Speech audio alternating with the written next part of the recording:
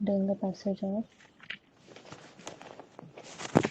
A Lok deadlock Sabha. between Lok Sabha and Rajya Sabha call for a joint sitting of the parliament during the passage of ordinary Hmm. legislature, money Hmm. bill, constitutional amendment bill. Select the correct Right. answer. 1 only, अच्छा 2 and 3 only, 1 and 3 only, 1 3 1 2 3. Deadlock between Rajya Sabha and Lok Sabha. जब deadlock होता है इन दोनों का तो joint sitting पे president आके बैठते होंगे फिर। नहीं, स्पीकर ना। मनी बिल जॉइंट पे सिटिंग में स्पीकर। जॉइंट सीटिंग किस के लिए बुलाया जाता है? मनी बिल के लिए बुलाया जाता है। मनी बिल के लिए नहीं, मनी बिल बाकी का तो राज्यसभा का कोई हक नहीं है मनी बिल पे। हम्म, तो 2 तो हट गया, तो डी और बी तो हट गए। हम्म। हाँ, मुझे लग रहा है सी है, ऑर्डिनरी। अविनाश बोलना चाहेंगे आप? हाँ यार, बताओ तो। क्या क्वेश्चन है? मन डेडलॉक बिटवीन। हाँ, बताओ। Lok Sabha and can you Rajya Sabha deadlock. Repeat? Call for a joint sitting of the हाँ हाँ। Parliament during the passage of. पहला ऑप्शन है ऑर्डिनरी लेजिस्लेचर, सेकंड है मनी बिल, थर्ड है कॉन्स्टिट्यूशनल अमेंडमेंट बिल। और हम्म। इन्हीं तीनों में से सिलेक्ट करना है कि कौन सा ऑप्शन सही है। तो ऑप्शन वन में है कि सिर्फ वन सही है, सेकंड में है कि टू एंड थ्री सही है, और सी में है कि फर्स्ट एंड थर्ड सही है, और डी में है कि फर्स्ट सेकंड थर्ड सब तीनों सही है। जहाँ तक मुझे पता है ना, मनी बिल के लिए कोई भी जॉइंट सेटिंग की कोई मतलब इम्पोर्टेंस है नहीं। ठीक है। हाँ। और कॉन्स्टिट्यूशनल अमेंडमेंट बिल में कभी भी जॉइंट सेटिंग होती ही नहीं है जिसके लिए प्रेसिडेंट को समन किया जा सके। ठीक है। अच्छा। जब कोई नॉर्मल लेजिस्लेशन में कोई जब दोनों के बीच में कंसेंसस नहीं बनता है ना, तब शायद तब प्रेसिडेंट समन करते हैं। तो ऑर्डिनरी लेजिस्लेचर ही होगा ना। बिल्कुल। Only one. अच्छा। आंसर भी मनी बिल यही में है। राज्यसभा का कोई तो है ही नहीं कुछ। हाँ। ठीक है। जो भी करेगा, ये क्या कहते हैं, लोकसभा ही करेगा। और एक कॉन्स्टिट्यूशनल मैनर है कि दोनों के पास जाना चाहिए। ठीक है।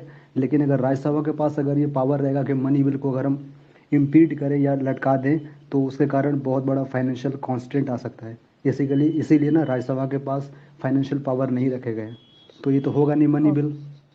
मनी बिल कॉन्स्टिट्यूशनल को अमेंडमेंट। अगर मनी बिल को वो लोग पास नहीं करते तो सरकार भी गिर जाती है ना। गिर नहीं जाती, 14 दिन के अंदर वो मान लिया जाता है कि राज्यसभा ने पास कर दिया, अगर वो डिले करती है तो। अच्छा। अच्छा। हाँ। अरे यार, बजट के लिए सॉरी, बजट में ऐसा होता है। और अमेंडमेंट बिल के लिए किसी भी प्रकार का ज्वाइंट सेटिंग नहीं होता है। एक ओ। क्वेश्चन है मेरा। हाँ।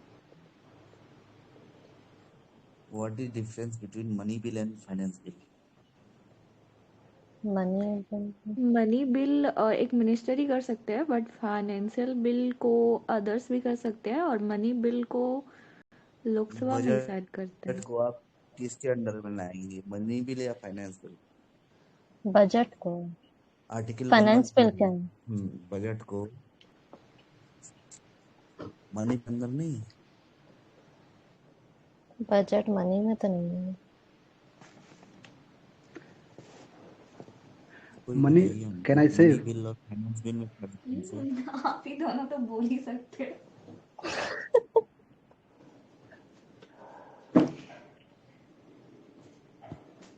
चलिए, ज्वाइंट सीटिंग हम समझ गए। ज्वाइंट अच्छा। सीटिंग ऑर्डिनरी बिल के लिए आता है। और वो हम्म। भी एक बात जान लीजिए, देखिए ज्वाइंट सीटिंग जो है वो एक्चुअली क्या होता है कि ऑर्डिनरी बिल के लिए आता है, आंसर इसका ए होगा। और भी हम्म। ऑर्डिनरी बिल जब राज्यसभा के पास जाता है तो राज्यसभा में जब 6 महीने का डेडलॉक हो जाता है, उसका भी टाइम ड्यूरेशन है। 6 मंथ का जब डेडलॉक हो जाता है तब उसके लिए ज्वाइंट सिटिंग होती है। उसके लिए प्रेसिडेंट सम्मन नहीं करता, उसके लिए लोकसभा स्पीकर सम्मन करता है। ओके। हाँ।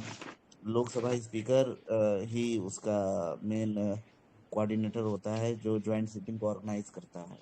अभी तक ओ। टोटल 3 बार ऐसा हो चुका है कि ज्वाइंट सिटिंग ऑर्गेनाइज की गई है। ओ, 3 बार। हाँ, 3 बार। 1952 से लेकर अभी तक 3 बार ऐसा हुआ है कि ज्वाइंट सिटिंग ऑर्गेनाइज की गई है। और मंदिर में सही कहा उन्होंने कि राज्यसभा की कोई पावर नहीं होती है। इन बिटवीन 14 डेज आपको मंडी बिल को अमेंडमेंट के साथ या विदाउट अमेंडमेंट वो अब लगाना ही होता है। दूसरा अच्छा कॉन्स्टिट्यूशन अमेंडमेंट देखिए क्या है ना कि जो आपका क्या नाम से मेजॉरिटी होती है, अगर आप जो चीजें आपकी आर्टिकल 368 के थ्रू पास होती हैं उनके साथ कोई ज्वाइंट सिटिंग नहीं होती है। ओके 368 कॉन्स्टिट्यूशनल आर्टिकल अमेंडमेंट 368, हाँ, कॉन्स्टिट्यूशनल के साथ साथ मनी बिल भी इसी में आता है आपका। ओके मुझे ये जानना है कि बजट किस में है, फाइनेंस में है कि मनी है? सर फाइनेंस बजट में हो जो बिल्कुल बजट जो है ना उसको एक बजट का जो एक सबसे अच्छा वर्ड होता है उसको बोलते हैं एनुअल फाइनेंशियल स्टेटमेंट। हाँ ठीक है बजट तो वो वर्ड यूज फरवरी नहीं हुआ है। बिल्कुल बजट का सबसे जो अच्छा एक पॉलिटिकली डिस्क्रिप्शन है वो एनुअल फाइनेंशियल स्टेटमेंट है जो पिछले साल के एक्सपेंडिचर और जो भी बोरोविंग होते हैं और फिर फर्दर ईयर का जो होना होता है उसको लेकर के प्रेजेंट ईयर में पेश किया जाता है। तो ये फाइनेंशियल स्टेटमेंट है ये। ओके तो आपके हिसाब से ये मनी बिल नहीं होता है? मनी बिल का जो रेंज है ना वो बहुत बड़ा है। अगर सरकार को किसी भी प्रकार की फाइनेंशियल नीड होगी ना तो मनी बिल में इंक्लूड हो सकती है। ठीक है जिससे कि सरकार अपने फाइनेंशियल वर्क को आगे कंटिन्यू कर सके। इसीलिए जहाँ तक as far as I know consolidated fund की अमाउंट को भी बढ़ाया गया है ना। ये पता नहीं है सॉरी। बढ़ाया गया है। पहले कुछ और था अभी कुछ और है। चलेगा, उनका कॉल आ गया था। ओके आगे पढ़ो अगर दिख रहा है अच्छा तो। अच्छा नेक्स्ट क्वेश्चन नहीं, नेक्स्ट कहाँ से? अभी हम अच्छा क्लियर ही नहीं हुए, नेक्स्ट पे चले गए लोग। नहीं, मुझे हम लोगों को लगा कि आप चले गए। अभी मुझे क्लियर नहीं हुआ मनी और फाइनेंस बिल में डिफरेंस, मुझे क्लियर आउट कीजिए भाई। अब अगर अगर अगर आपका बजट हम्म अविनाश जी ने क्या कहा, फाइनेंस है ना, हाँ तो जी जी टैक्स कैसे लगाया जा सकता है? क्योंकि अगर आप मनी बिल पढ़िए आर्टिकल 1110, जी हम्म तो उसमें टैक्स इम्पोज किया जाता है हाँ और बजट में भी टैक्स इम्पोज किया जाता है, हम्म स्लैब लगाए जाते हैं ना हाँ हाँ हाँ कि इतने ऊपर से इतना स्लैब लगाना है, कितने पे टैक्स लगाना है, कारपोरेट टैक्स लगाना है, जीएसटी लगाना है, सब कुछ लगाना है ना। बिल्कुल। तो आपका एक तरीके का मनी बिल हो गया। फाइनेंशियल बिल में ही मनी बिल आता है भाई। ठीक है फाइनेंशियल बिल में ही मनी बिल आता है? तीन बिल जो होते हैं ना मनी बिल्स के ही सॉरी फाइनेंशियल बिल के ही तो अंडर में आएंगे फाइनेंशियल उसके बिल रेंज पे में। तो राज्यसभा को भी पावर है ना ब्रो। बिल्कुल बिल्कुल कर सकता है बट उसके पास ऑटोनॉमी इतनी नहीं है कि वो मतलब कि उसको अपने पास डिस्क्रीट मैनर में रख सके। जैसा लोकसभा के पास ओवरराइडिंग पावर है रिगार्डिंग टू मनी बिल्स। अगर आप एक राज्यसभा अगर तरीके से देरी कह रहे हैं कि फाइनेंशियल बिल में मनी बिल आता है, हाँ और ऊपर से आप कह रहे हैं कि आपके पास लोकसभा के पास ओवर राइडिंग पावर है मनी बिल पर। तो आपके लिए मनी बिल बड़ा है कि फाइनेंशियल बिल बड़ा है? हम्म, आपके लिए मनी फाइनेंशियल बिल बिल बड़ा है कि फाइनेंशियल बिल? तो अगर फाइनेंशियल बिल बड़ा है तो राज्यसभा को तो पावर होगी ना फाइनेंशियल बिल पर। देखिए कोई भी राज्यसभा लेजिस्लेशन ओवरराइड, अरे लोकसभा ओवरराइड कर रही है मनी बिल पर, हाँ तो फाइनेंशियल बिल पर राज्यसभा के पास पावर नहीं है क्या? अपना सजेशन दे सकती है रिकमेंडेशन दे सकता है बट उसके बाइंडिंग नहीं हो सकते अगर कुछ लगता होगा तो। वही मनी बिल वाला डेफिनेशन आप बता रहे हैं ना, हाँ फाइनेंशियल बिल वाला नहीं बता रहे हैं ना। देखिए, फाइनेंशियल बिल क्या है ना कि एक बात सिंपल डेफिनेशन में समझिए कि मनी जी बिल जो है, जो मनी बिल होता है आर्टिकल 110, हाँ हम्म गवर्नमेंट आपसे जब पैसा लेना चाहती है, जब गवर्नमेंट आपसे पैसा लेना चाहती है तो that is called money bill. Okay. Okay. और गवर्नमेंट जब आप पे खर्चा करना चाहती है अच्छा। तो that is called finance bill. ओ। क्लियर? ओके। हाँ। तो गवर्नमेंट जब आपसे पैसा लेना चाहती है तो किस रूप में पैसा लेगी आपसे, डायरेक्ट या इनडायरेक्ट टैक्स पर? जी। ठीक है, हम्म। तो इसीलिए budget is a part of money bill. हाँ। अच्छा। लेकिन साथ ही साथ जब आप पे पैसा खर्चा करना चाहती है, गवर्नमेंट जब आप पर पैसा खर्चा करना चाहती है तो उसके लिए आपके लिए आप पर वो संचित निधि को इंग्लिश में क्या बोलते हैं? Consolidated fund of India, CF. Consolidated fund. Hmm. तो कॉन्सोलिडेटेड फंड से पैसा निकालना होगा तो एप्रोप्रिएशन बिल लगाया जाएगा। हाँ। एप्रोप्रिएशन बिल लगाया जाता है ना। हम्म। एप्रोप्रिएशन बिल के आप कंसोलिडेटेड फंड से पैसा नहीं निकाल सकते, हाँ। हाँ। है कि नहीं? जी। तो जो आपका ये बजट होता है, it is a hmm. Part of finance as well as money bill. इसीलिए आप ओके। जब आर्टिकल 112 पढ़ेंगे तो इसमें हम्म। लिखा है कि बजट पास किया जाएगा, लेकिन ये हम्म। नहीं बताया गया है कि धन विधेयक की तरह, मतलब मनी बिल की तरह या फाइनेंस बिल की तरह। क्योंकि जब मनी बिल आएगा तो उसमें हम्म। राज्यसभा को कोई पावर नहीं है, हाँ। हाँ। लेकिन यस, जब ऑफ कोर्स। फाइनेंस बिल आता है, तो दोनों के पास जब इक्वल फाइनेंस पावर है। बिल आता है तो राज्यसभा को पावर है। हाँ हाँ, बिल्कुल अच्छा। दोनों में पास हाँ। होना चाहिए, अदरवाइज। फाइनेंस बिल पर जॉइंट सीटिंग है। हाँ हाँ, सॉरी दोस्त। अच्छा। फाइनेंस बिल और हम्म। जनरल बिल पर राज्यसभा को हाँ। पावर है और उसमें ज्वाइंट सीटिंग हो सकती है। ओके। सिर्फ मनी बिल पर और कॉन्स्टिट्यूशन हाँ। अमेंडमेंट और नहीं है राज्यसभा को। ओके। ओके। ठीक है ना? ठीक। ओके। हाँ हाँ। आगे डिस्कस कीजिए। आगे नेक्स्ट क्वेश्चन।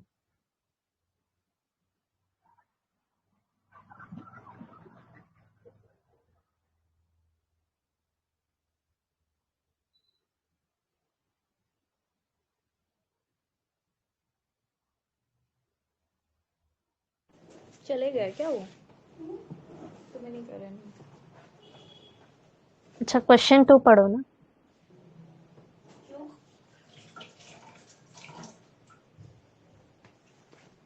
कोई एक क्वेश्चन के लिए आए थे। Which reference to which reference to delimitation commission consider the following statement। पहला स्टेटमेंट है the order of delimitation commission can't be challenged in a court of law when the order of delimitation commission are laid before the Lok Sabha or a state legislative assembly, they can't effect any modification in the orders. Which of the following statement given above are correct? One only, two only, both or none? Delimitation मुझे commission 2012 का question है ये। First तो बिल्कुल सही ये है। हाँ, कोर्ट ऑफ लॉ में हाँ, डिलिमिटेशन चैलेंज नहीं कमीशन किया जा का सकता उसको। चलन। तो ये बिल्कुल। डिलिमिटेशन कमीशन होता क्या है? रुद्रांश जी, आप एक्सप्लेन करेंगे?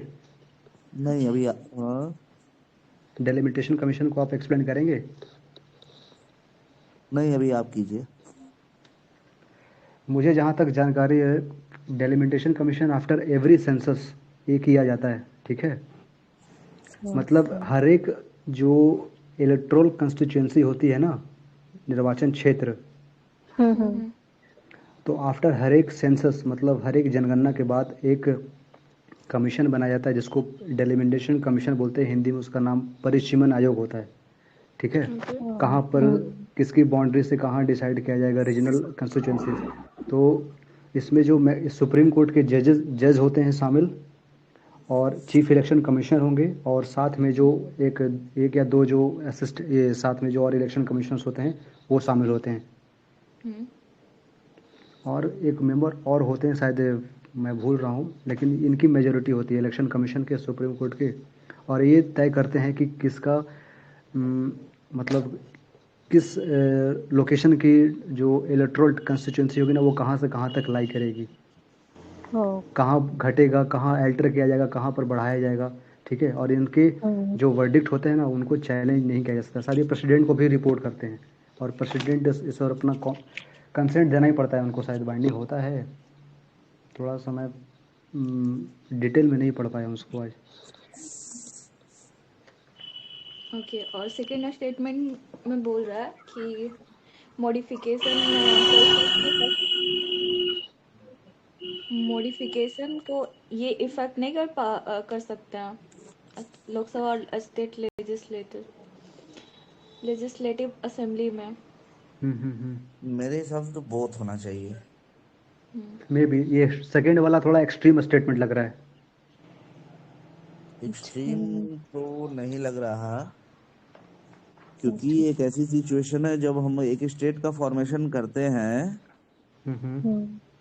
जब हम जैसे मान लीजिए आंध्र प्रदेश से तेलंगाना का फॉर्मेशन करते हैं, तब भी हम स्टेट लेजिस्लेटिव असेंबली में उसको मॉडिफिकेशन के लिए रखते हैं, हाँ लेकिन वो बाइंडिंग नहीं होता पार्लियामेंट पर। हाँ बिल्कुल। हाँ। हाँ हाँ और डीलिमिटेशन कमीशन जो है वो सेंट्रल के द्वारा अपॉइंट होता है। साथ ही साथ वो पॉपुलेशन के हिसाब से किस स्टेट में हाँ कितनी सीट होनी चाहिए लेजिस्लेटिव असेंबली और बिल्कुल। पार्लियामेंट के लिए, वो डिसाइड करता है। हाँ तो इसमें हमको नहीं लगता स्टेट को कोई पावर होनी चाहिए।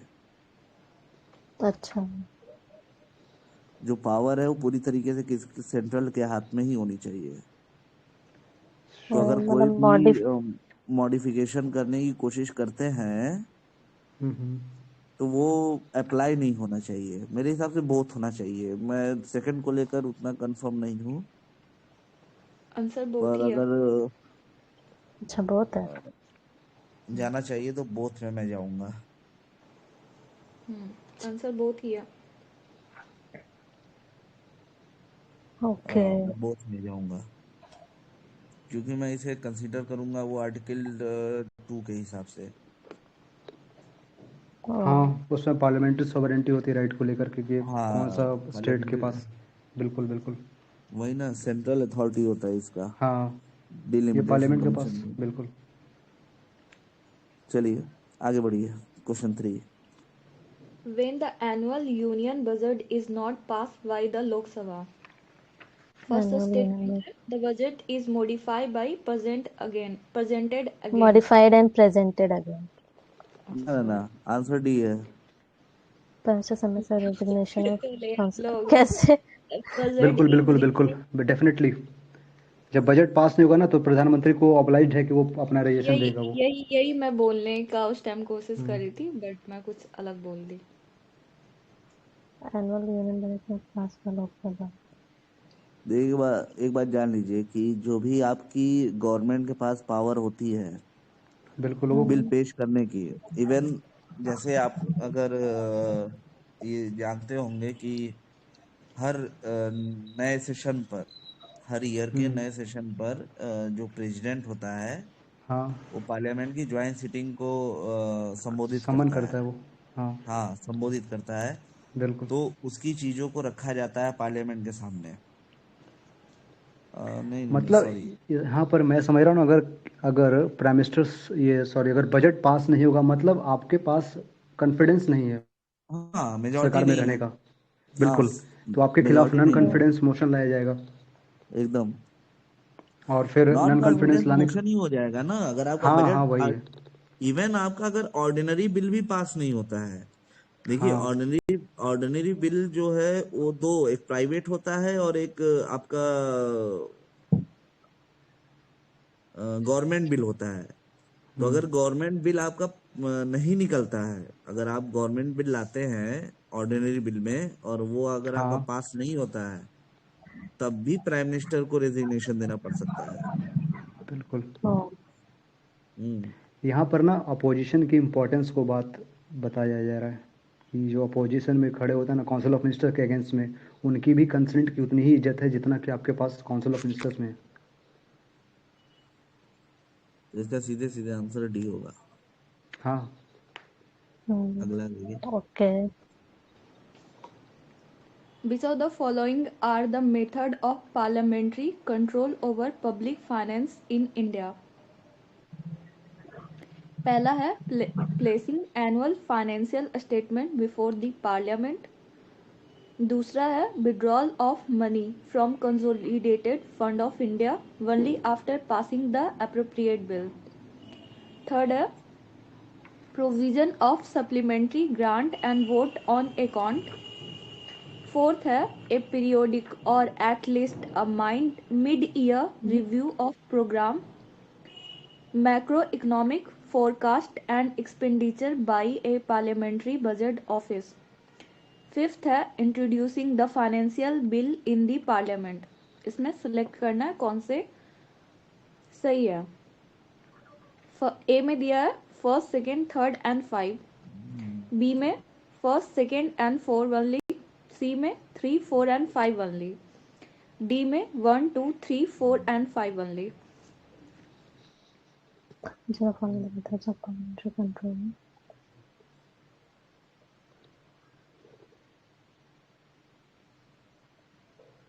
फर्स्ट तो होना ही होगा, मैंडेटरी है। सेकंड भी प्लेसिंग होगा। Annual withdrawal of money from. हाँ। Supplementary grants and vote on account. Third भी होना चाहिए फिर 1 2 वोट ऑन अकाउंट क्या होता है? बाकी के 3 4 में मुझे ही प्रॉब्लम है दोस्त, थोड़ा अगर कोई क्लैरिफाई कर दे तो अच्छी बात होगी। वोट ऑन अकाउंट क्या होता है, कोई बताओ बिना गूगल किए। किसी ने पढ़ा है? रीड तो किया था बट कभी मतलब नहीं पता चला। मे बी देखिए, इसका कंसोलिडेटेड आंसर फंड। होना चाहिए मेरे हिसाब से फर्स्ट, अच्छा 1 1 2 2 3 3 एंड 5। 5। ठीक है। अच्छा 4। 4 तो नहीं होना चाहिए क्योंकि हाफ ईयरली कोई प्रोग्राम नहीं होता है, मीडिया रिव्यू कोई नहीं होता है, बिल्कुल। तो 4 ज्यादा एक्सट्रीम स्टेटमेंट है। तो 4 को अगर हम कट डाउन करें तो अभी जो हम लोगों ने डिस्कस किया तो फाइनेंस बिल बजट का ही पार्ट है, तो फिफ्थ तो होना ही होना है। हाँ। फिफ्थ तो मैंडेटरी है। और हाँ प्लेसिंग एनुअल फाइनेंशियल स्टेटमेंट ये तो होना ही होना है। बिल्कुल। बिना अप्रोप्रिएशन बिल के आप मनी हाँ विड्रॉल कर नहीं सकते, तो 1 2 होना ही है। अब वोट ऑन अकाउंट क्या होता है कि वोट ऑन अकाउंट जैसे क्या होता है कि आप बजट जब लाते हो तो बजट के प्रोसीजर में काफी वक्त लग जाता है। ओके। मान लीजिए आपने एक बजट का एस्टिमेट बनाया, देखिए आपका एस्टिमेटेड ही होता है रिसिप्ट एंड रिसीविंग्स, ठीक है। जो आय और व्यय का हिसाब किताब होता है वो सिर्फ एक अनुमानित होता है, प्रोजेक्टेड होता है, ठीक है। ओके। बिल्कुल। हाँ। तो अगर आपने एक एस्टिमेट बनाया कि मेरा इस साल खर्चा होना है 1 लाख करोड़ रुपए, मेरा बजट बना है 1 लाख करोड़ रुपए का, तो बिना अप्रोप्रिएशन बिल के आप कंसोलिडेटेड फंड से वो पैसे नहीं निकाल सकते, ये तो बात डन है। लेकिन इस अप्रोप्रिएशन बिल को मतलब पारित करते करते काफी वक्त हो जाता है। हाँ तो गवर्नमेंट को पैसे चाहिए होते हैं कि जो ये वक्त लग रहा है उसमें भी हमको खर्चा चलाना है, तो उसके लिए एक अलग से बिल लाया जाता है जिसको बोला जाता है वोट ऑन अकाउंट। ये वोट ऑन अकाउंट में प्रोविजन ये है कि जितना आपने एस्टिमेटेड खर्चा बताया है उसका 1/6 आपको 2 महीने के लिए मिलेगा। ओके। नंबर। ठीक है ना। वोट ऑन अकाउंट और अप्रोप्रिएशन बिल दोनों पैरेलल चलेंगे। ओके। अप्रोप्रिएशन बिल का मतलब ये हो गया कि जितना आपने बजट बनाया है वो पूरा का पूरा निकलेगा आपके कंसोलिडेटेड फंड से। लेकिन वोट ऑन अकाउंट अरे अप्रोप्रिएशन बिल पास होने में काफी वक्त लग जाता है, तो वो जो बीच का वक्त है उसके लिए भी आपको खर्चा चाहिए, हाँ तो उसके लिए अलग से बिल लाया जाता है जिसको बोला जाता है वोट ऑन अकाउंट्स। इसमें क्या होता है कि जितना आपका टोटल बजट रहता है उसका 1/6 आपको प्रोवाइड किया जाता है 2 महीने के खर्चे के लिए। ओके तो मेरे हिसाब से 1 2 3 एंड 5 होना चाहिए। सही है। ओके ये आंसर इसका first second third and fifth statement सही है, फोर्थ गलत है। फोर्थ गलत है, ओके और फोर्थ को हटा भी दें तो बी सी डी अपने आप हट जाएगा। हाँ क्योंकि सारे में 4 है। एलिमिनेशन। एलिमिनेशन मेथड भी करेंगे तो 4 हट जाएगा आराम से। बिल्कुल भाई। फिफ्थ क्वेश्चन है, कंसिडर द फॉलोइंग स्टेटमेंट। ये 2013 की क्वेश्चन है। The parliamentary committee on public account scrutinize appropriation and finance account of government, examine the report of the comptroller and auditor general of controller India. And auditor general of India. Which of the following statement given is are correct? One only, second and सही third है, D only, है। three only, first, second and third only. क्या बोल रहा? D D है, D है। D.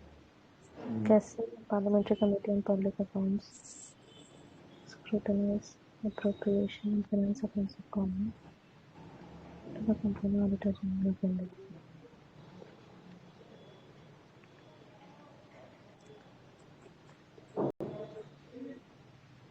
हाँ?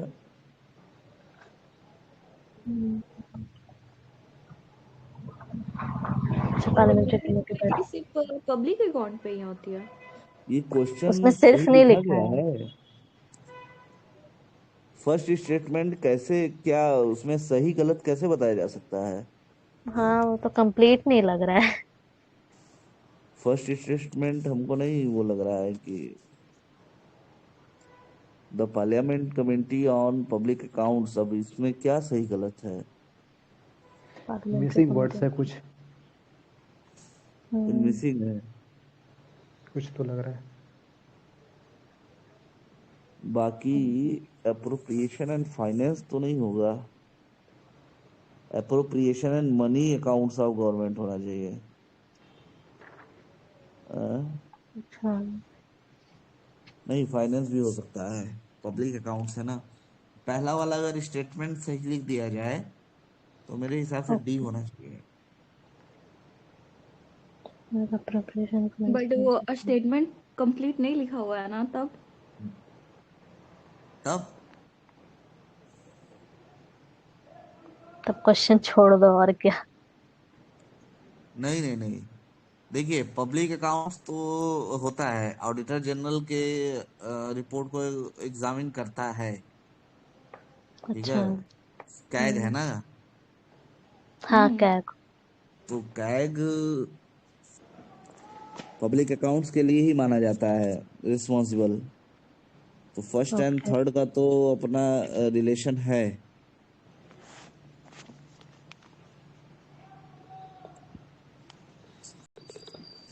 और क्योंकि आंसर आप बी जब है। बजट का प्रोसेस देखेंगे, नहीं रुको ना, पब्लिक अकाउंट्स नहीं, सेकंड तो नहीं होना चाहिए यार, appropriation and finance accounts of India. Second नहीं होगा, ना ना ना, सेकंड नहीं होना चाहिए। बट ओनली आईएएस ने सेकंड को भी राइट ही बताया। हम्म, हमको तो फर्स्ट वाला नहीं सही लग रहा। कोई कोई रिस्पांस दो, मुझे नहीं समझ आ रहा ये क्वेश्चन। मुझे खुद नहीं आ रहा है। क्वेश्चन ही आधा अधूरा लग रहा है। Parliamentary committee on public accounts scrutinise appropriation and finance accounts of government. देखिए पार्लियामेंट्री कमेटी अगर होती तो वो तो करती ही है अप्रोप्रिएशन ऑन फाइनेंस अकाउंट्स पर स्क्रूटनाइज, ये तो बात सही है। लेकिन पब्लिक अकाउंट्स पर पार्लियामेंट्री कमेटी का तीसरा भी सही है, थर्ड सही है, एकदम एग्जैक्टली थर्ड तो सही है सही वो। है, कैग वाला है तो बिल्कुल थर्ड तो हाँ। सही है, क्योंकि उसमें पब्लिक अकाउंट्स की रिस्पॉन्सिबिलिटी है। लेकिन लेकिन सेकंड सेकंड वाला, सेकंड में एक लाइन दिया हुआ है, फाइनेंस अकाउंट्स ऑफ गवर्नमेंट। ठीक हाँ है, तो आप वही। इसको आप ले सकते हैं आप। फर्स्ट वाला पता नहीं वो नहीं, ऑप्शन का है पब्लिक कि अकाउंट्स क्वेश्चन का लिख है। दिया है ना उसमें। अगर पब्लिक हम्म। अकाउंट्स न लिख के अगर सिर्फ लिखता कि पार्लियामेंट्री कमेटी, हाँ। हम्म, तो पार्लियामेंट्री कमेटी लिटरली स्क्रूटनाइज करती है अप्रोप्रिएशन एंड फाइनेंस बिल्कुल। Accounts of government. हाँ, हम्म। अच्छा। लेकिन उसमें फिर थर्ड स्टेटमेंट नहीं सही होगा, ये कुछ तो अधूरा है। 2013 का क्वेश्चन है। हाँ। आगे बढ़िए। ओके। इसका ऐसे आंसर बी दे रहा है, सेकंड एंड थर्ड सही है। अच्छा। बस सेकंड इसको एंड, लास्ट में फिर से कर लेंगे इस कहीं से हाँ इसका। इसको एक बार देख लीजिएगा। हम्म 6 नंबर में, what will following if a money bill is substantially amended by the Rajya Sabha? The okay. Lok Sabha may still proceed with proceed. the accept bill, accepting or not accepting the recommendation of Rajya Sabha. The Lok Sabha cannot consider the bill further. The Lok Sabha may send the bill to the Rajya Sabha for reconsideration. The President may call a joint sitting for passing the bill. अच्छा, इसमें वो है ना, मतलब question ही है। Money first bill तो के लिए सही जब एकदम है, फर्स्ट ऑप्शन सही मनी है। मनी बिल कोई के एक लिए। सही होगा। हाँ तो फर्स्ट ही सही है, अच्छा, स्टिल प्रोसीड विद क्योंकि द मनी बिल। बिल में तो ज्वाइंट सीटिंग होती नहीं है। ठीक है। नहीं वही तो मैं भी बोल रही थी। और फर्स्ट में ये प्रोविजन है ना कि लोकसभा राज्यसभा के दिए गए सजेशंस रिकमेंडेशन को मान सकती है या फिर विड्रॉ कर सकती है, फिर बाद में उसको रिकंसिडर के लिए नहीं भेज सकती है।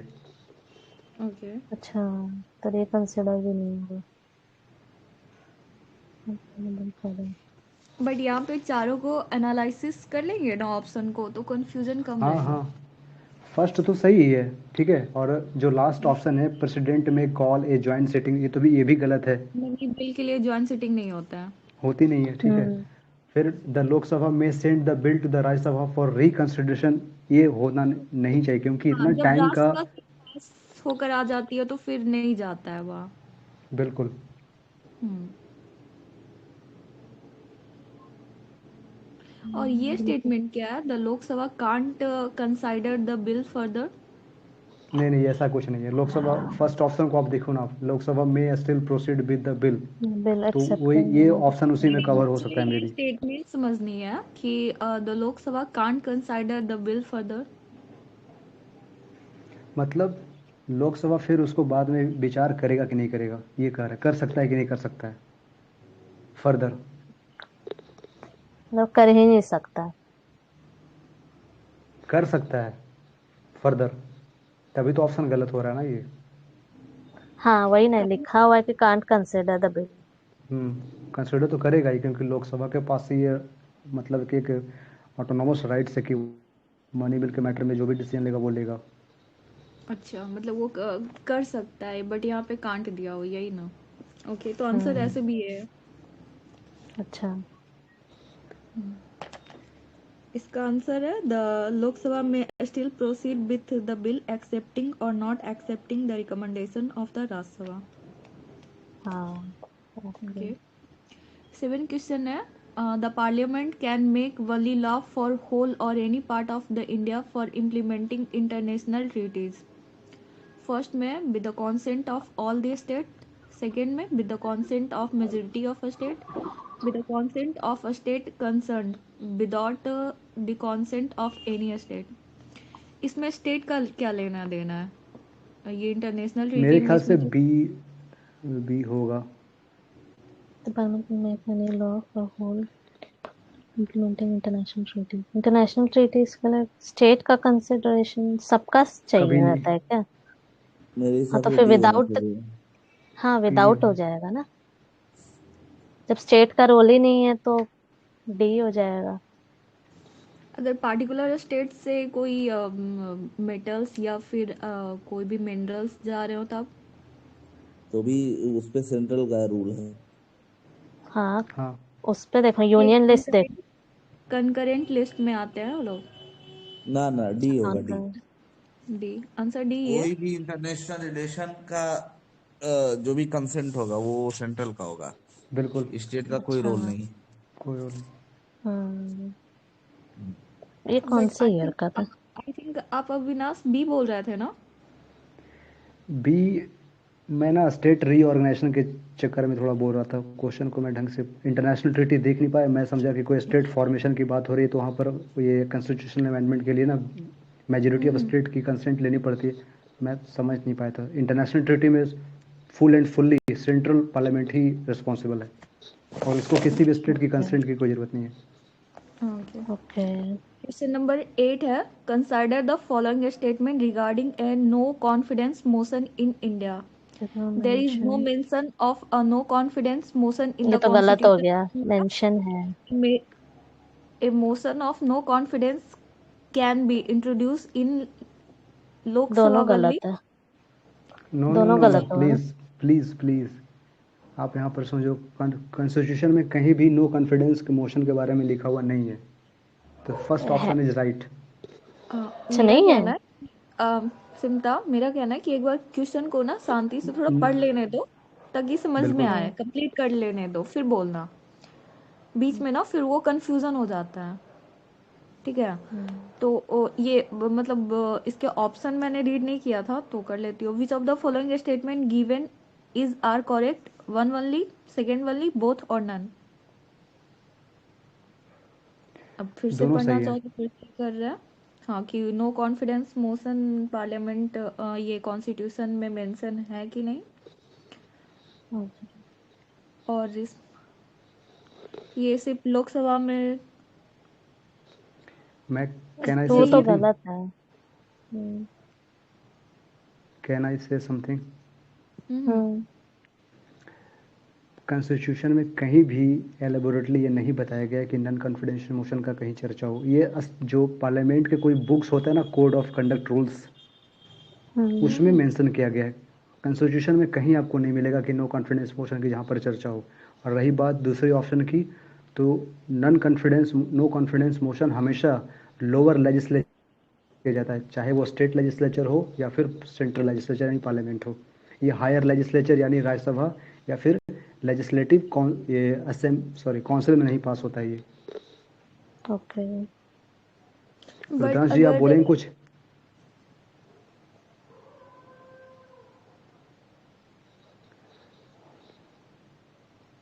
नो कॉन्फिडेंस मोशन ऐसे भी गवर्नमेंट के लिए, गवर्नमेंट को गिराने के हाँ, लिए किया जाता है ना, तो उसमें बिल्कुल। अगर राज्यसभा के भी मेंबर हो तो वो भी तो हट ही जाते हैं ना।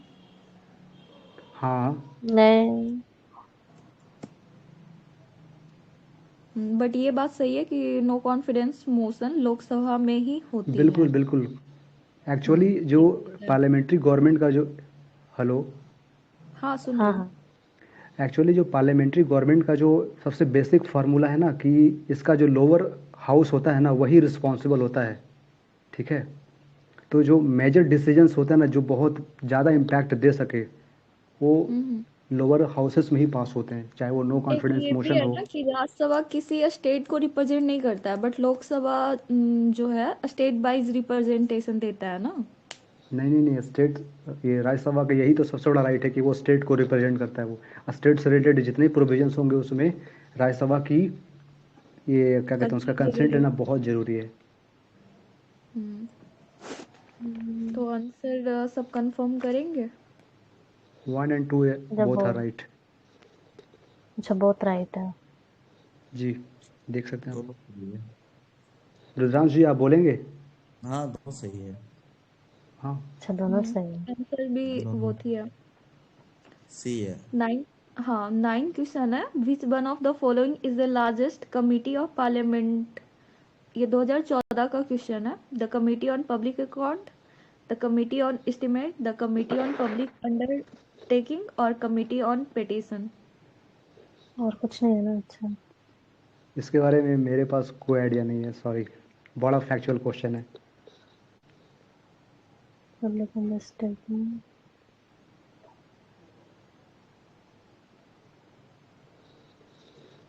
एस्टिमेट कमिटी में कितने हैं? बस सबसे बड़ी यही है, बी। क्यों? अच्छा, एस्टिमेट कमेटी एस्टिमेट में कमिटी। 30 मेंबर्स हैं, बाकी पब्लिक अकाउंट्स और एक और है पब्लिक अकाउंट्स, और साथ ही साथ आपकी एक और कमेटी है यार, पब्लिक अकाउंट्स, एस्टिमेट और पब्लिक सेक्टर अंडरटेकिंग्स। तो पब्लिक सेक्टर अंडरटेकिंग्स में 22 है, पब्लिक अकाउंट्स में आपकी है लगभग 22, और हाँ, एस्टिमेट में है आपकी 30। ओके। तो 30 जो है वो टोटल वो सभी के सभी लोकसभा से हैं। हम्म हाँ, और आपकी जो पब्लिक अकाउंट्स और पब्लिक सेक्टर अंडरटेकिंग्स हैं, इसमें लोकसभा और राज्यसभा जैसे 22 है दोनों में ना, तो 15 लोकसभा और 7 राज्यसभा से हैं। 7 राज्यसभा में। तो सबसे बड़ी आपकी हो गई B. Committee on estimates. Okay. ये कमिटी इसका और काम है जो भी बजट पर चीजें आती हैं हाँ, उसके संबंध में अपनी राय देना। ओके, हम्म, हाँ, आंसर भी बी है। हम्म, 10th नंबर क्वेश्चन है, which of the following is are the function और functions at the cabinet secretariat. 2014 का क्वेश्चन है। Preparation of agenda for cabinet meeting, okay, secretariat C है। असिस्टेंस सही टू है। cabinet committee, allocation of financial resources to the ministries. Select the correct answer using the code given below. One only, first second and third only, first and second only, 1, 2, 3 all. Third नहीं होगा, allocation first and second दोनों सही है। Cabinet secretary, C होना चाहिए। Cabinet जी, 1 and 2 only. Allocation तो नहीं कर थोड़ा सकती है, हाँ, तो बिल्कुल। थोड़ा इस क्वेश्चन को एनालाइज कर लीजिए एलोकेशन ना करने का तो। काम बजट का है। अच्छा, कैबिनेट कमेटी। कैबिनेट मीटिंग है, meeting cabinet council of meeting minister meeting है क्या? नहीं नहीं, वो बाय मिस्टेक मैंने बस उसे वो क्रॉस किया है, वो कैबिनेट मीटिंग्स है। Okay. Preparation of agenda for cabinet meeting. Answer इसका फर्स्ट एंड सेकंड ही सही है। हाँ, कंसाइडर और 11 नंबर क्वेश्चन है, कंसाइडर द फॉलोइंग स्टेटमेंट। 2015 की क्वेश्चन है। फर्स्ट में दिया है, Rajya Sabha has no power either to reject or to amend a money bill. Second है, Rajya Sabha can't vote on a demand for grant. Third है, the Rajya Sabha can't discuss the annual financial statement. Annual financial statement, okay. Which of the statement given above is are correct? One only, one and second only, two and third only, first, second and third. Third तो गलत ही है। First right है ना? Yes, हम्म। First right है। Demand for grants नहीं पता मुझे। ये भी यही मुझे पूछने नहीं वाली पता है। थी। डिमांड ऑफ ग्रांट्स क्या होता है? भैया जी थर्ड क्यों गलत है? तरह से can't discuss the annual, right है ना? वो थर्ड क्यों डिस्कस ही नहीं गलत कर है? सकता बजट। बजट डिस्कस भी नहीं कर सकता, ये कौन सी बदतमीजी है? Financial Rajya Sabha statement. Budget discuss नहीं कर सकता है, बजट अमेंड नहीं कर सकता, लेकिन बजट पे अच्छा, डिस्कस तो कर ही सकता है राज्यसभा। ओके। एनी तो हाउ वन तो थर्ड तो राइट सही है। होना ही है। अरे क्या लिखा एनी है हाउ वो, तीनों right. Which of the statement given the Rajya Sabha can't discuss the, नहीं ये रॉन्ग है, थर्ड रॉन्ग है। ओके, तो यही हाँ बात बजट होगी। डिस्कस कर सकता है भाई, मतलब राज्यसभा कर सकता है या नहीं? डिस्कस कर सकता है। अरे यहाँ कांट लिखा हुआ है ना, यहाँ पे कैन कांट होगा लिखा तब हुआ है सही तो गलत होगा। है ना। हाँ हाँ, वही हम्म, पूछ रही हूँ कि कर सकता है कि नहीं। हाँ कर सकता है, कांट डिस्कस तो ऐसा नहीं हो सकता है ना। कैन ये डिस्कस डिमांड, करता है। डिमांड फॉर ग्रांट क्या होता है? हाँ, वही डिमांड्स तो मुझे फॉर भी नहीं पता। ग्रांट।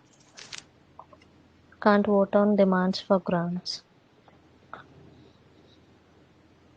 कल इतना बड़ा पीडीएफ सेंड किए थे, पढ़ के कौन आएगा, हम तो क्वेश्चन बता रहे थे। राज्यसभा है नो पावर ईदर। देखिए पहला तो सही है, हम्म, हाँ, पहला सही है, तीसरे को हटा दीजिए, बचा दूसरा। डिमांड फॉर ग्रांट क्या है, व्हाट इज डिमांड यही फॉर तो। ग्रांट। यही तो ये तो पूछ आपने रहे भी हैं। बताया था ना।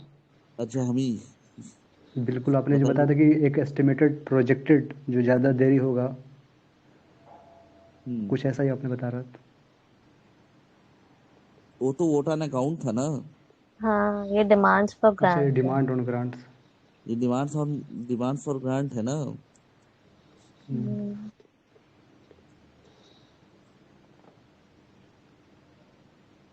हाँ, सिम्पल गूगल कर लो थोड़ा। क्या डिमांड फॉर ग्रांट्स? हम्म,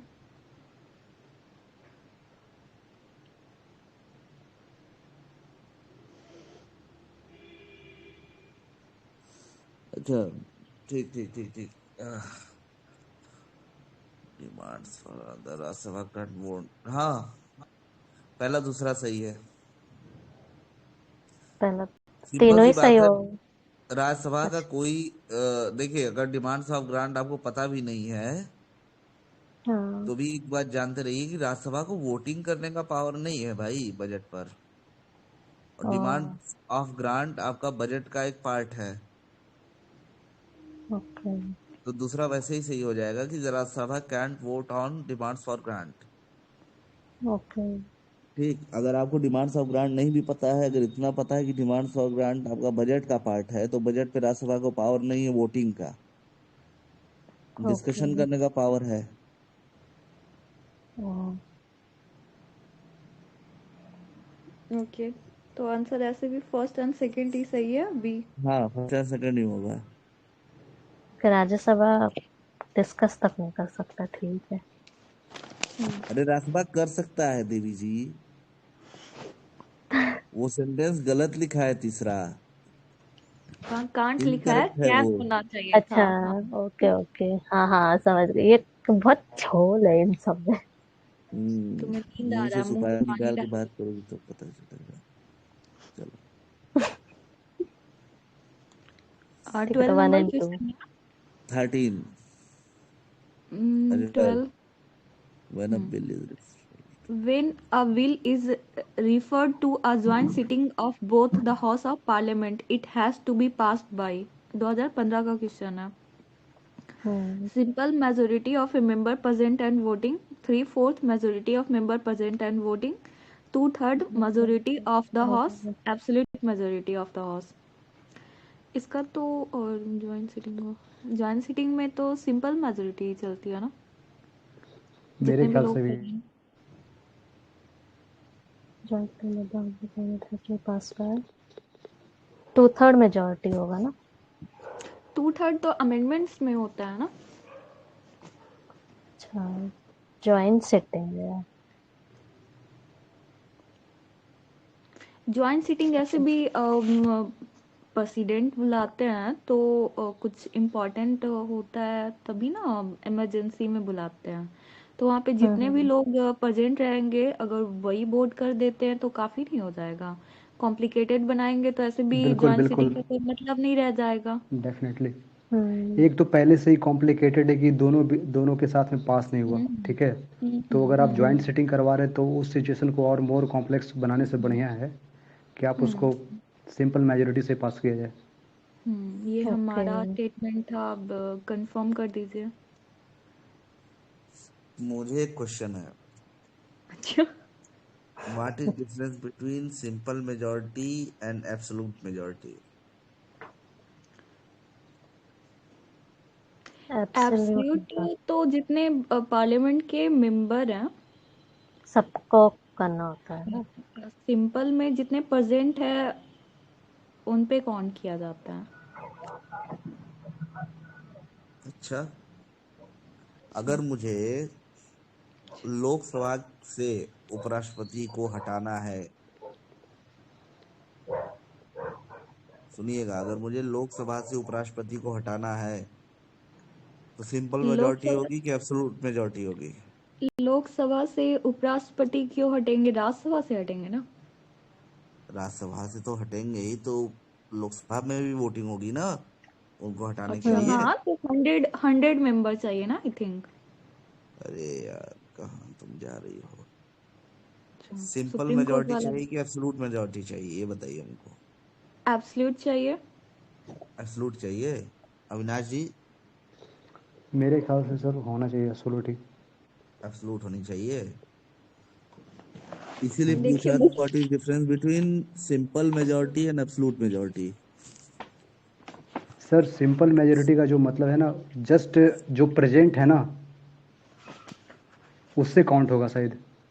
अरे क्या काउंट होगा, कितना काउंट होगा, वोटिंग काउंट कितना होगी, जो प्रेजेंट वोट परसेंटेज मेंबर्स होगा, है ना, ये तो बताइए। जो मेंबर्स प्रेजेंट है ना उनका 2/3 अगर देखा जाए तो ये सिंपल होगा। बट अगर अरे स्पेशल नहीं नहीं मेजोरिटी। नहीं, बस बस रुक जाइए, रुक हाँ जाइए, बताओ रुक यार। जाइए।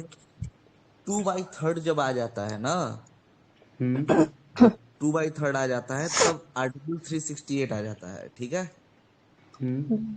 और सिंपल मेजोरिटी और एब्सोल्यूट मेजोरिटी आर्टिकल 368 में है ही नहीं। ओके ठीक। ये 368 से क्या लेना वो देना है स्पेशल ये। मेजोरिटी है। अगर आप आर्टिकल 368 पढ़ेंगे हम्म तो कौन सी मेजोरिटी है? Special constitutional. Majority. Special okay ठीक है। हम्म अब सुनिए, कौन सी majority? Simple majority. Simple majority, present and voting 50% plus one. अगर प्रेजेंट में हाँ 100 लोग हैं, बिल्कुल बिल्कुल भाई। अब समझ में आएगी ना चीजें। हम्म। प्रेजेंट में अगर 100 लोग हैं तो 100 का 50%, 50 प्लस और वन। Plus one, 51। ये हो 51। गई आपकी simple majority. Hmm okay absolute majority, total member, total sitting of parliament 50% plus one. Total hmm sitting of parliament कितनी है? 545 है। हम्म हाँ उसका 50% प्लस वन कितना हुआ? 273। Okay that's called absolute majority. इसीलिए जब भी तो कोई ये गवर्नमेंट का फॉर्मेशन होता है लोकसभा में, तो एब्सोल्यूट मिनिमम मेजोरिटी सीट कितनी लानी होती है? 273। Yes, that's called the absolute majority. भैया आई थिंक मैंने भी यही बोला था, बस तो ये नंबर्स नहीं बोले थे। हाँ, नंबर जरूरी है ना, बात ये है। अच्छा तभी ना तो डिफरेंस पता आंसर चलेगा। अब जैसे अविनाश जी ने बोला 2/3 बोला, तो जब उन्होंने 2/3 बोला तब मैंने काटा ना कि 2/3 जहां भी आएगा वहां आपका आर्टिकल 368 लग जाएगा। और 368 में कॉन्स्टिट्यूशनल अमेंडमेंट बिल ही आता है। ओके आप कॉन्स्टिट्यूशनल अमेंडमेंट ना सिंपल में कर सकते हैं, ना आप एब्सोल्यूट में कर सकते हैं। आंसर इसका ए है।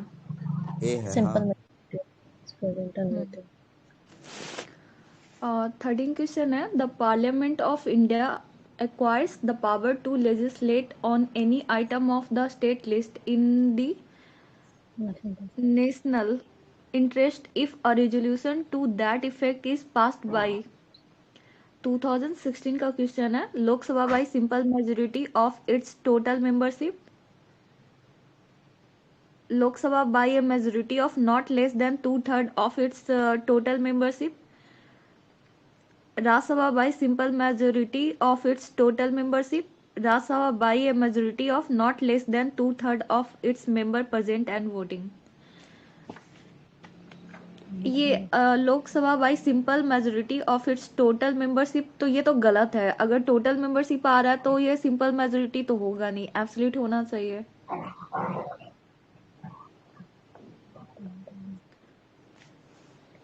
और 2/3 तो स्पेशल कोई में और आता है ना, बोलेगा? 1/3।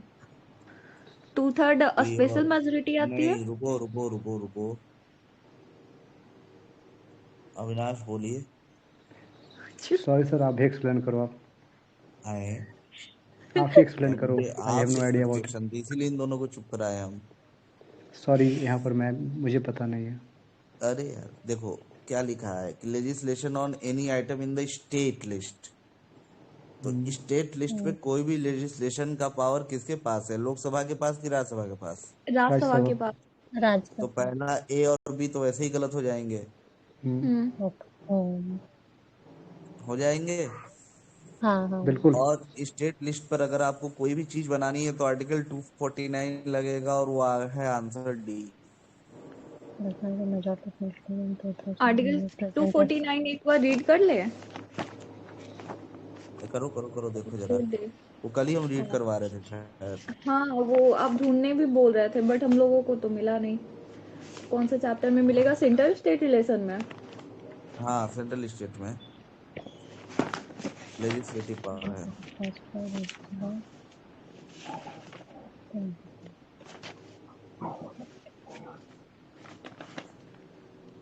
मेरे हिसाब से ये होना चाहिए। आंसर सही है, आंसर सही है। ओके। हाँ, क्योंकि लोकसभा को पावर नहीं है ना। एक 249 है, 312 है, राज्यसभा को इसी दो आर्टिकल पे पावर है। सेंट्रल स्टेट रिलेशन चैप्टर कौन सा है? यहाँ भी तो लिखा है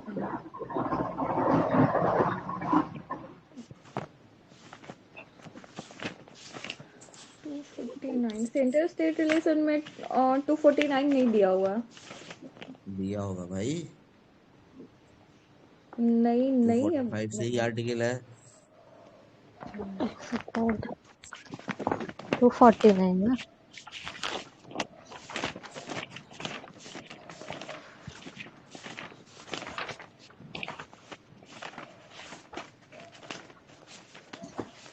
हाँ, अगर मैं कैन आई से समथिंग दोस्त? हाँ हाँ यार, हाँ। कहिए कहिए। अगर नेशनल इंटरेस्ट में अगर कोई कॉन्फ्रंटेशन हो रहा है स्टेट लिस्ट को लेकर के ना, तो पार्लियामेंट वहाँ पर डेफिनेटली उस चीज़ को मॉडिफाई कर सकता है, स्टेट लिस्ट में वेदर हो चाहे ना हो। वही तो कह रहा हूँ, आर्टिकल 245 से 263 बिल्कुल। है, union and state. Hmm.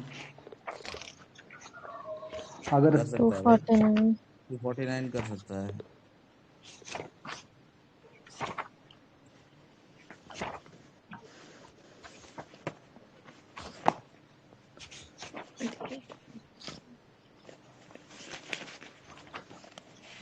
But ये सेंट्रल स्टेट रिलेशन में आर्टिकल दिया नहीं है तो उसे पार्टिकुलरली देखना पड़ेगा। ये अच्छा। वो कल के पार्लियामेंट में पीडीएफ, देखो। हाँ कल के दिया है, पीडीएफ में देख सॉरी लेंगे। सर, दिया है power of parliament to legislate with respect of a matter in the state list in the national हाँ इंटरेस्ट। हाँ, डायरेक्ट ये अच्छा। तो स्टेटमेंट ही उठाया है। तब हम्म। सीधे 249 ही उठा लिया है उसने। वही ना, तो मतलब सारे आर्टिकल्स रटना पड़ेगा क्या? ये नहीं 400 रटना नहीं आर्टिकल। होगा, एग्जाम के क्वेश्चंस और कुछ, करेंट। हाँ, करंट देखते हुए आर्टिकल अपने ध्यान में आ जाएंगे। ये एक तो 249 ही कल है। कल एक आप आर्टिकल बताए थे 50 ना, जो इंटरनेशनल रिलेशंस हाँ ट्रीटीज को। हाँ, 50। तो 50 रिकॉल्स भी नहीं, करते 51, जाएंगे तो 51 बेटर था। होगा। हाँ 51 50 था। आपका है वो सेपरेशन ऑफ पावर। पार्लियामेंट में था ना वो। नहीं, आर्टिकल 50 आपका डीपीएसपी में है ना।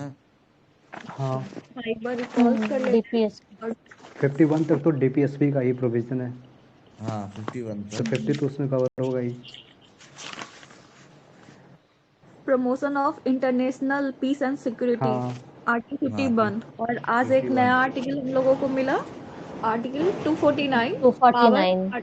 हाँ, power of parliament to legislate with respect to a matter in the state list in the national interest, मतलब इसका ये हुआ कि अगर यूनियन का या नेशन का इंटरेस्ट है तो उसमें मॉडिफिकेशन पार्लियामेंट कर सकता है, बजाय इसके कि स्टेट लेजिस्लेचर करे, आई थिंक। हाँ ओके, तो ये तो ऐसे भी एक पॉइंट बन ही जाता है कि अगर नीड है तो पार्लियामेंट जाएगा ही। बिल्कुल। एक्चुअली जो हमारा इंडियन सिस्टम ऑफ फेडरलिज्म जो है ना, वो मतलब हाईली झुका हुआ है सेंट्रल की तरफ, कैनेडियन मॉडल के थ्रू। हम्म मतलब अगर नेशनल इंटरेस्ट की बात की जाए तो अगर स्टेट का अगर थोड़ा सा भी अगर मतलब कि अगर उसको मार्जिन दिया जाए ना, तो भी नेशनल इंटरेस्ट के लिए पार्लियामेंट सॉवरेन है। ओके, क्वेश्चन नंबर 14 की ओर चले। हम्म क्वेश्चन नंबर 14 कह रहा, which of the following statement is are correct. 2016 का ही क्वेश्चन है। A bill pending in the Lok Sabha lapse on its prorogation. Second कह रहा है, a bill pending in the Rajya Sabha which was not been passed by the Lok Sabha shall not be lapsed on dissolution of the Lok Sabha. Select the correct answer using the code given below. One only, second only, both or none. First options. Prorogation का मतलब शुरू करना होता है ना।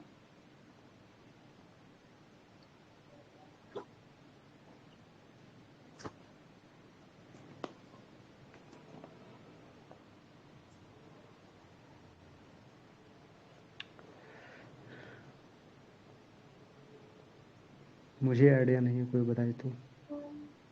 इसका discussion में हम कहीं सुने थे कि अगर राज्यसभा से पास हो गया है और उसके बाद अगर लोकसभा डिसॉल्व हो गई है तो जब नई गवर्नमेंट आएगी ना तो हाँ फिर हाँ से वो इंट्रोड्यूस किया जाता है। सेकेंड स्टेटमेंट के बारे में मैंने सुना है, बट फर्स्ट स्टेटमेंट के बारे में नहीं जानती हूँ।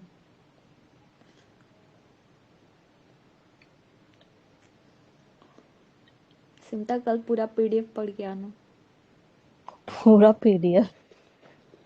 पार्लियामेंट बहुत ही ओल झोल का सबसे इंट्रिकेटेड टॉपिक है। इसलिए मैं सोच रही थी कि आज प्रेसिडेंट भी मिक्स कर लूँ और प्राइम मिनिस्टर भी और काउंसिल ऑफ मिनिस्टर भी, बट मैं उतना राइट नहीं कर पाई। इसी में 19 क्वेश्चन थे। अरे पार्लियामेंट से सबसे ज्यादा बड़ा होंगे, चैप्टर है। 19 नहीं से तो ज्यादा होंगे क्वेश्चन। हाँ, बट उन लोगों ने इतना ही कलेक्शन बनाया था तो इतना ही की। Bill Indian last was not been। चलिए इसके आगे बढ़िए, 14 के आगे बढ़िए। अभी 14 को छोड़िए ना, बाद में देखेंगे। 15 है, फॉर द हाँ election to the Lok Sabha a nomination paper can be filed by anyone residing in India a resident of the constituency from which election is to be contested, any citizen of India whose name appear in the electoral roll of a constituency, any citizen of India। सी तो any हाँ one question है। residing, सी होगा। वो any तो पता ही है कि citizen. जिसका इलेक्टोरल रोल में रहेगा वही सी वोट होगा, दे सकता सी होना हाँ चाहिए। सी। है। हाँ, हाँ, बट जिसका नाम आएगा उसका नाम होगा बिल्कुल इलेक्टोरल रोल पे, उसी का बिल्कुल। नॉमिनेशन पेपर फाइल होता है। कुछ इजी क्वेश्चन बाकी भी दे सब देते हैं कभी कभी, नहीं। दया कर देते हैं। वेरी हाँ, गजब, धन्यवाद। अच्छा, क्वेश्चन दयालु हैं 16। आप लोग। एक क्वेश्चन 16 से क्या क्वेश्चन। होगा। ये सब हम लोगों जैसे के लिए है। ठीक है, आगे बढ़ते हैं। वही। 16 क्वेश्चन है। Consider the following statement. ये 2017 की क्वेश्चन है। इन द इलेक्शन ऑफ लोक सभा और state assembly the winning candidate must gate at least 50% of the vote polled to be declared elected according to the provision laid down in the Constitution of India. In Lok Sabha, the speaker part goes to the majority party and deputy speaker to the opposition। तो इसमें कह रहा है कौन सा statement सही है। One only, two only, both or none. पहले का डिस्क्रिप्शन मैं दे सकती हूँ कि 50% अगर इंडिविजुअल को मिलेगा तो ऐसा तो नहीं पॉसिबल है। बिल्कुल। और ये सेकंड के स्टेटमेंट के बारे में जहाँ तक पता बिल्कुल। है तो पहले स्पीकर और डिप्टी स्पीकर दोनों ही ये जो हाँ विनिंग कैंडिडेट्स होते थे उसी से बनते थे। बिल्कुल, अब ऐसा बट नहीं है। ऑपोजिशन को स्ट्रॉन्ग करने के लिए डिप्टी स्पीकर को उन्हें दे दिया गया चांस कि आप अपने मेंबर को डिप्टी स्पीकर बना सकते हैं। ये अब हुआ है, पहले ऐसा नहीं था। डेट ईयर याद नहीं है मुझे।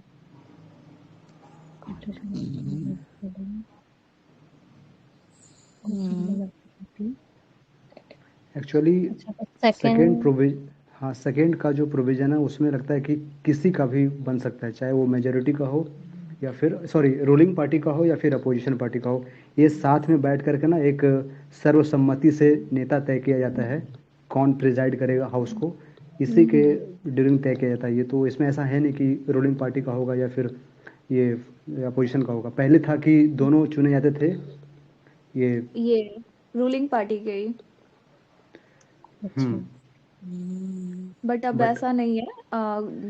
कोई किसी का भी ले सकता है। अगर स्पीकर भी हो सकता है आई थिंक अपोजिशन का, और डिप्टी हो जाएगा इनका रूलिंग का। अगर स्पीकर रूलिंग का हुआ तो डिप्टी उनका अपोजिशन का हो जाएगा, क्योंकि उन्हें भी एम्पावरमेंट करना था ना पार्लियामेंट में, शायद इसीलिए। हाँ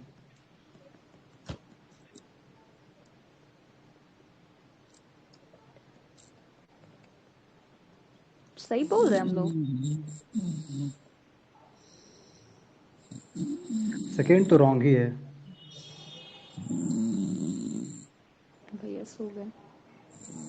और इन द कैन आई से हम्म। हेलो। हाँ हाँ, सुन रहे।